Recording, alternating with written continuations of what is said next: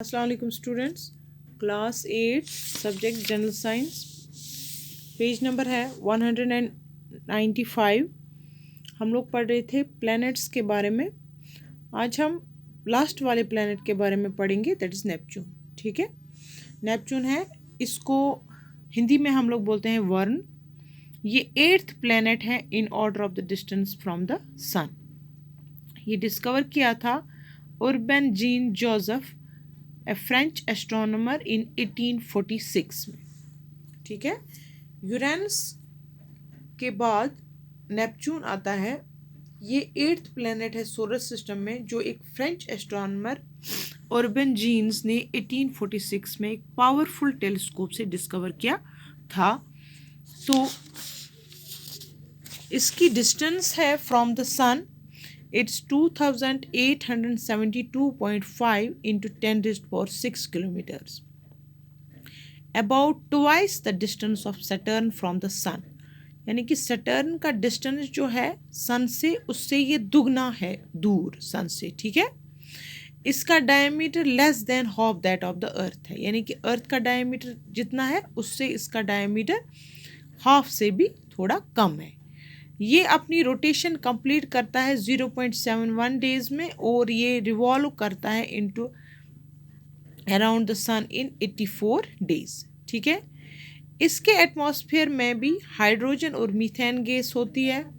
About 21 satellites और moons have been discovered around it. कोई life possible नहीं है इस प्लैनेट पर, क्योंकि इस पर भी बहुत ही एक्सट्रीमली लो टेम्परेचर है, that is why life is not possible on this planet. इसके बाद 9th प्लैनेट यहाँ पर दिया गया है प्लूटो, जिसको हम यमा कहते थे, लेकिन प्लूटो जो है that is no more a planet. ये डिस्कार्ड किया गया है सोलर सिस्टम में, क्योंकि ये अपने ऑर्बिट में नहीं रहता था, ये कभी कभी अपने ऑर्बिट से निकल जाता था। तो जिन जिन बिना पर हम एक प्लैनेट को प्लैनेट कहते हैं, तो इंटरनेशनल एस्ट्रोनॉमिकल यूनियन जो है उन्होंने इसको डिस्कार्ड कर दिया है। तो यहाँ पर आपको प्लूटो के बारे में पढ़ने की ज़रूरत नहीं है, क्योंकि आज हम कहते हैं there are 8 planets in the solar system. ठीक है, सोलर सिस्टम जो है, हमने यहाँ पर 8 प्लैनेट्स कंप्लीट किए। तो फिर से मैं आपको थोड़ा सा रिकैप्चुलेट करवा दूंगी कि सोलर सिस्टम हम किसको बोलते हैं। The sun along with the 8 planets and their moons constitute the solar system. यहाँ पर आपको कंप्लीट डेफिनेशन अब लिखनी है। The sun along with the 8 planets and their moons constitute the solar system, यानी कि सन और उसके 8 प्लैनेट्स और उनकी मून्स भी। आपने देखा किसी के पास 20 है, किसी के पास 21 मून्स हैं, तो वो सब लेकर हम लोग कॉन्स्टिट्यूट करते हैं इसको एज ए सोलर सिस्टम। ठीक है, सन जो है, पहले ही जब लेक्चर में मैंने आपको बताया कि sun is the nearest star for us. ठीक है, ऑन द अर्थ सन हमारा सबसे नज़दीकी तारा है।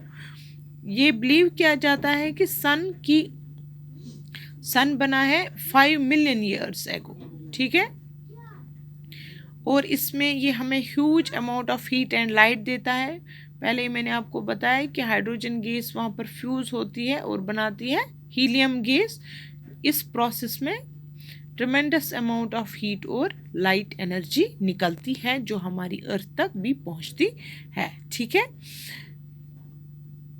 इसके अलावा प्लैनेट्स और मून्स के अलावा सन के इर्द गिर्द और भी कुछ हेवनली बॉडीज़ घूमती हैं, जैसे उनको हम लोग कहते हैं एस्ट्रॉइड्स, कॉमेट्स और meteors. Sun along with its 8 planets and their moons constitute the solar system। ये सारे प्लैनेट्स और उनकी मून सन के इर्द गिर्द घूमती हैं, लेकिन उसके इनके अलावा भी कुछ ऐसी हेवनली बॉडीज़ हैं जो सन के इर्द गिर्द घूमती हैं, जैसे एस्ट्रॉइड्स हैं, कॉमेट्स हैं, मीटियोर्स हैं। तो इनके बारे में हम इंशाल्लाह कल पढ़ेंगे। What are these asteroids, comets and meteors.